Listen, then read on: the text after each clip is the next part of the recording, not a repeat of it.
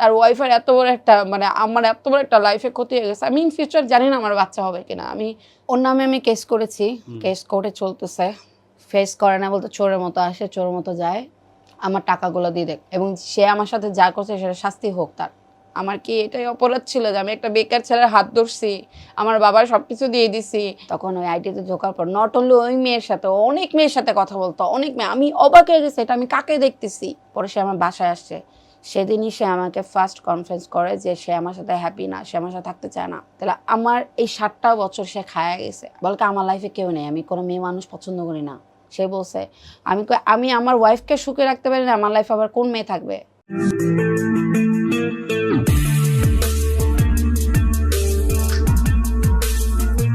ওই অপারেশনের টাকাটাও আমি আমার থেকেই দিছি তাকে, কারণ আমি তাকে পাচ্ছিলামই না। তখন আমি বুঝে গেছি আমি কি লোককে বিয়ে করছি। তবে আমি সিঙ্গেল থাকতাম, আমার লাইফে ভালো ছিলাম। আমি একে দেখলে আমাকে মনে হয় আমি সুস্থ ভাইয়া। আর যখন আমার দরকার হয়েছে তখন আমি তাকে পাইনি। কিভাবে পাবো? সে তো তার মামাতো বোনের সাথে তো খুব মস্তি করতেছিল। যেদিন আমার অপারেশন, আমি তারপর দিন বাসায় আসছি, আমি ফোন করে জানতে পারি সে তার মামাতো বোনের সাথে বাইরে স্টে করতেছিল। নট অনলি ইভেন আমার সাথে যখন রিলেশন ছিল তখন আমি হাতে নাতে ওকে ধরছি। ওর এক ফ্রেন্ডের বোনের সাথেও লিভিংয়ে ছিল 2-3 বছর। ওই মেয়ের সাথেও সেম কাজ করছে। আমার যে ব্যাকগ্রাউন্ড আছে এটা সবাই জানে, আমি পাবলিক ফিল্ডে সবাই জানে। আমি বোল্ড, হ্যাঁ আমি ওয়েস্টার্ন কালচার ফলো করি। সে তো অন্ধ ছিল না ভাইয়া, সে আমার বোল্ডনেস দেখেই আমার কাছে আসছে। সে আমার শর্ট ড্রেস পরাও দেখে আসছে। আমি তো এরকম লাইফের জন্য তো আমার সবকিছু তাকে দিয়ে দিই নাই।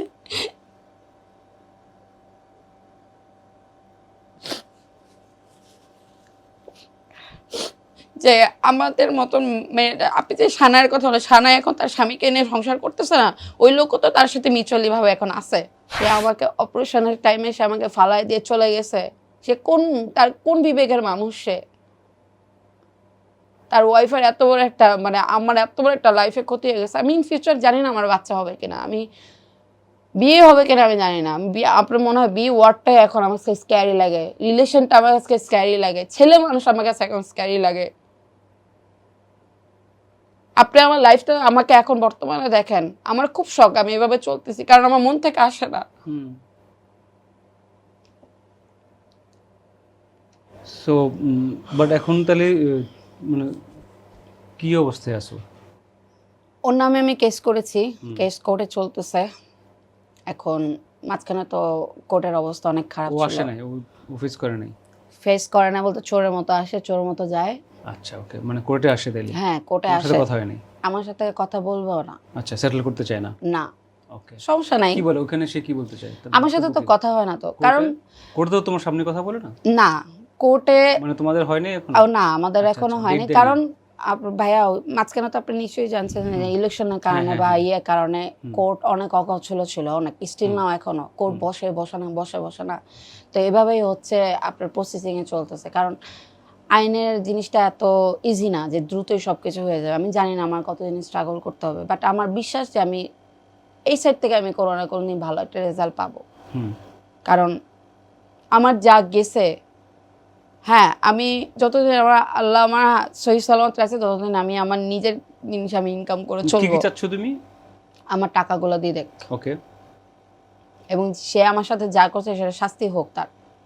ওকে, তার শাস্তি হওয়া চাই আমি। মানে এক বউ রেখে বা বিয়ে করে, তোমার বিয়ের প্রমাণ তো আছেই, ঠিক আছে থাকবে না সেই কেন? বিয়ে করে তোমাকে ডিভোর্স না দিয়ে আরেকটা বিয়ে করছে, হ্যাঁ এটা তো আরো অনেক বড় ক্রাইম না? অবশ্যই। সে আমি কি বললাম, যে মেয়ে করছে সেই মেয়েও অপরাধী। সেই মেয়ে আমার ব্যাপারে সব জানতো, ওকে, সব। তাহলে চিন্তা করুন ওই মেয়ের এখান ফ্যামিলি থেকে কিরকম। কি বলে আদালত? ওই প্রসঙ্গে এখনো যাওয়া হয়নি ভাইয়া, আচ্ছা, ওকে, কারণ অনেক স্লোলি চলতেছে। ওকে, কারণ যারা কোর্ট কাছারিতে যায় তাদের অর্ধেক জীবন এখানে শেষ হয়ে যায়। আমি প্রত্যেক দিন আমার কোর্টে আসা যাওয়া হয়। আমি টানা 3 মাস ধরে এই কোর্টের পিছনে দৌড়াচ্ছি, দেখি না আমাকে ওনারা কোনো সলিউশন দিতে পারে কিনা। এই জিনিসটার শাস্তি তো অবশ্যই আমি চাবো। এখন আমি পাবলিকলি কেন করছি, আমার লাইফটা তো অর্ধেক ধ্বংস করে গেছেই, অর্ধেক না পুরোই ধ্বংস করে গেছে। আমি নর্মাল লাইফ লিটে আছি, হয়তোবা হ্যাঁ আমাকে অনেকে হাসতে দেখে, বাইরে যেতে দেখে, কিন্তু আমার ভিতরে কি আছে আমি জানি। সে তো শুধু আমার সাথে না, আমার আশেপাশে যারা ছিল সবার সাথে আমার সম্পর্ক খারাপ করে গেছে। মানে এমন একটা পার্সন, সে আমার ফ্রেন্ড সার্কেল পছন্দ করতো না, আমার বোনের সাথে চলাফেরা পছন্দ করতো না, আমার আত্মীয়র সাথে চলাফেরা করতো না। সে আমাকে এক ঘোড়া কেন করছে, আমাকে তার পিছনে ছিল আমি এক ঘোড়া না হলে তার আমাকে টাকা, কারণ আমি যখনই টাকা দিতে যাও নিশ্চয়ই কারণ কারোর সাথে আমি সাজেশন নিতাম, কথা বলতাম। সে আগে আমাকে সাইড করছে সবার সাইড থেকে। আমার সাইড থেকে এমন কোনো পার্সন নাই তাকে যে মানে লাইকই করতো না। সবাই বলতো কি দেখে ভাই, না দেখতে সুন্দর, না হাইটে ভালো, না কোনো কিছু, কি দেখে রিলি তুমি এর থেকে ডিজার্ভ, মানে বেটার ছেলে হচ্ছে ডিজার্ভ করো, কি দেখে? আমি বলছি ও আমাকে ভালোবাসে, তার মধ্যে আমি আমার ফ্যামিলিকে দেখি। তাই বলে একটা বেকার ছেলে, সে তো তার ফ্যামিলির সামনে নিজেকেই তো দাঁড়া করতে পারেনি, তোমাকে নিয়ে কি দাঁড়া করবে? তারপর আমি সবার এগেনস্টে যে তার সাথে ছিলাম, আর আজকে সে আমার একা ফেলে গেছে। আমার কি এটাই অপরাধ ছিল যে আমি একটা বেকার ছেলের হাত ধরছি, আমার বাবার সবকিছু দিয়ে দিছি, আমার সবকিছু ফালাই দিছি, তার জন্য চেঞ্জ হতে চেষ্টা করছিলাম, তার জন্য সবকিছু ছেড়ে দিতে চেয়েছিলাম। ওর সাথে লাস্ট কথা কবে হলো? সেপ্টেম্বরে হয়েছে, 25-এ। মানে বিয়ে করার পরে? না, বিয়ে তো আমার 22-এ হয়েছে ভাই। আরে এই যে নতুন বিয়ে করার পরে? ওই দিনই আমি সবকিছু ক্লিয়ার হয়েছে যে মেয়ের সাথে বিয়ে হয়েছে। কিভাবে? আমি ওর ফেসবুকে আইডি আমার কাছে ছিল, তখন ওই আইডিতে ঢোকার পর নট অনলি ওই মেয়ের সাথে, অনেক মেয়ের সাথে কথা বলতো, অনেক মেয়ে। আমি অবাক হয়ে গেছি, এটা আমি কাকে দেখতেছি? এই লোক আমার পিঠ পেছনে এগুলো করতো। এতদিন দেখো নাই? এতদিন কিভাবে দেখতাম? আচ্ছা, তুমি ফেসবুক ছিল না তোমার হাতে? আমি ভাইয়া, আমি এমন একটা মেয়ে ছিল যে আমি আমার হাজবেন্ডকে ট্রাস্ট করি, সে আমার সাথে কখনো বিট্রে করবে না। ওই যে আমি বললাম না, আমি হাসপাতাল থেকে যখন বাসায় আসছি ও মিসিং ছিল, ফোন ধরতেছিল না, এই ফার্স্ট টাইম আমি ওকে ফোনে পাচ্ছিলাম না। যখন ও আমাকে, আমি যখন ওকে ভিডিও কল বারবার কেটে দিচ্ছিল, ঠিক তার 15 থেকে 20 মিনিট পর সে গাড়িতে উঠে আমাকে ফোন দিয়ে বলছে সে তার আম্মার সাথে, আমাকে তোমার মাকে তো আমি ফোন দিয়েছি, তোমার মা তো বাসায়, তুমি কার সাথে? পরে সে আমার বাসায় আসছে, সেদিনই সে আমাকে ফার্স্ট কনফারেন্স করে যে সে আমার সাথে হ্যাপি না, সে আমার সাথে থাকতে চায় না। আমি বলছি ও আমার সবকিছু শেষ করার পর, আমার পেটে সেলাই করা, আমি এত বড় একটা অপারেশন দিয়ে তুমি আসো না আমারে দেখতে, আমি তোমারই বাচ্চার মা, তুমি আমাকে বাধ্য করছো, তুমি আরেকটা ক্রাইম করছো, তুমি তোমার নিজের বাচ্চারে খুন করছো, আমি তো অপরাধী ভাইয়া। সে কি তাহলে? সে চাইছে, তার মনে যদি আসলেই যদি আমার সাথে সেটেল হওয়ার ছিল, সে যদি ফ্যামিলি চাইতো, তাহলে তো সেই উল্টা আমাকে বলতো যে না এটা আমার বাচ্চা, আমি রাখবো, কারণ তার মাইন্ড ওটা ছিলই না। তাহলে আমার এই 7টা বছর সে খায়া গেছে। আপনি কি মনে করেন আজকে যদি আমি সিঙ্গেল থাকতাম, আমি আমার প্রফেশন থাকতাম, আমি ভালো একটা জায়গায় যেতে পারতাম না? তুমি সেই গল্পগুলো দেন, ও আসলো তোমার বাসায়, তোমাকে এটা বললো, দেন তখন বললাম তোমার লাইফে কেউ আছে আমাকে বলতে পারো? বলকে আমার লাইফে কেউ নেই, আমি কোনো মেয়ে মানুষ পছন্দ করি না, আমি আমার লাইফে একা থাকতে চাই, আমি আমার ফ্যামিলিকে পছন্দ, আমি বাইরে চলে যেতে চাই, আমি থাকবো না একই দেশে। আমি না না, কথার টোন অন্যরকম। তুমি আজকে কোথায় ছিলা, কার সাথে ছিলা?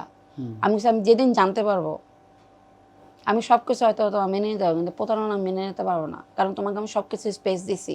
তুমি আমার সাথে, তোমার ওয়াইফ কম, তোমার ফ্রেন্ড ছিলাম আমি, তুমি এটা ভালো করে জানো, তুমি আমার সাথে ওপেনলি কথা বলতে পারতা। পরে বলছে না তুমি যেটা চিন্তা করতেছো এরকম কিছুই না। হ্যাঁ আমি একটু মেন্টালি ডিস্টার্ব, আমার ফ্যামিলি থেকে আমি ডিস্টার্ব, আমি আমার লাইফে কিছু করতে পারতেছি না, আমি তোমার জন্য কিছু করতে পারতেছি না, এগুলো নিয়ে আমি অনেক কিছু, আমি মেন্টালি অনেক ডিস্টার্ব। আমাকে মেন্টালি ডিস্টার্ব থাকলে মানুষ ওয়াইফের সাথে আরো বেশি কথা বলে, ফ্যামিলির সাথে কথা না বলো, ওয়াইফের সাথে তো মানুষ হচ্ছে কথা বলে। তুমি তো আমার সাথে সবকিছু শেয়ার, তুমি যদি আমার সাথে সবকিছু শেয়ার, তুমি এগুলো আমার সাথে শেয়ার, আমি চাই তোমার খারাপ লাগাটা আগে তুমি আমার সাথে শেয়ার করো, বাট না, তুমি আমার থেকে দূরে যাচ্ছ। কই আগে তো যাও নাই? কি বলেছে তখন? বলকে না আমি এখন সবার কাছ থেকে দূরে থাকতে চাই, শুধু তোমার থেকে না, আমি আমার ফ্যামিলি থেকেও দূরে থাকতে চাই, আমার লাইফে আমি কাউকেই চাই না। আমাকে এটা কোন ধরনের কথা? তোমার লাইফে কাউকে চাও না, তোমার লাইফে আমি আসি, তোমার লাইফে আমিও আছি, তোমার ফ্যামিলি, তুমি যেরকম তোমার ফ্যামিলিকে ছাড়তে পারবে না, তুমি আমাকেও ছাড়তে পারবে না, আমিও তোমার ফ্যামিলির পার্ট। তুমি আমাকে বিয়ে করছো, আমি তোমার ওয়াইফ, গার্লফ্রেন্ড হতাম তাহলে তোমার সাথে আমি ব্রেকআপ করতাম, তোমার ওয়াইফ আমি এখন, আমার লাইফটা তোমার নামে করছি আমি, আমার লাইফটা এখন তোমার কাছে, এত তো ইজি না। কি বলে তখন? সখন সে আমার কাছ থেকে টাইম নিচ্ছে যে আমাকে একটু টাইম দাও, আমি একটু গুছাই, আমি তোমাকে সব পরে বলবো। আমাকে কি বলবা? ধাক্কা দিবা আমাকে? বলকে না তুমি যেরকম চিন্তা করতেছো, তুমি এতটুকু আমার কাছ থেকে লিখে তো আমাকে কোনোদিন কোনো মেয়ের সাথে দেখবা না, আমি চাইলে এখনই প্রমাণ দেখাইতে পারি, আমি যতবার তাকে কাজ করছি তোমার লাইফে কেউ আছে, তোমার লাইফে কেউ আছে, তোমার লাইফে সে বলছে আমি আমার ওয়াইফকে সুখে রাখতে পারি না, আমার লাইফে আবার কোন মেয়ে থাকবে? তোমার মনে হয় আমি নিজে মরে যাবো তা আমার লাইফে অন্য কোনো মেয়ে থাকবে? আর আজকে দেখেন ওই মেয়ের সাথে ও আছে, আর আমি কই আছি। সে কত বড় একটা প্রতারক হলে এই কথা বলতে পারে। তোমাকে টাইম দিয়ে তারপরে চলে গেল, হ্যাঁ, মানে টাইম দিলা কয়েকদিন। এর মধ্যেই তার বড় ভাই হচ্ছে কাতারে থাকে, কাতারে কোথায় জানি জব করে, সরকারি কোন অফিসে জব করে, মানে তারা হচ্ছে 3 ভাই। তার বড় ভাই হচ্ছে কাতারে থাকে আর মেজো ভাই ওর সাথেই থাকে। মেজো ভাই হচ্ছে ওর কোন ফ্রেন্ডের জানি হচ্ছে ব্রেডের বিজনেস আছে, ওইটা পার্টনার হিসেবে আছে। তো ওরা বর্তমানে উত্তরাতে থাকে। তো মোটামুটি ওই সাইডে ওদের কম বেশি ছিল, কারণ উত্তরাতে যেহেতু অনেক দিন ধরে থাকে ওইখানে। তো আপনার হয়েছে, তো আমাকে অর্ডার বলে যে ভাইয়া আসতেছে, তোমার ব্যাপারে নিয়ে একটু ঝামেলা হয়েছে, তা আমাদের মধ্যে আগের মতো দেখা সাক্ষাৎ হবে না, কথাবার্তা হবে, দেখা আমি হয়তো তোমার এখানে এসে টাইম দিতে পারবো না, আসবো। আমি কই এত চেঞ্জ, তোমার ভাই তো আগেও আসছে।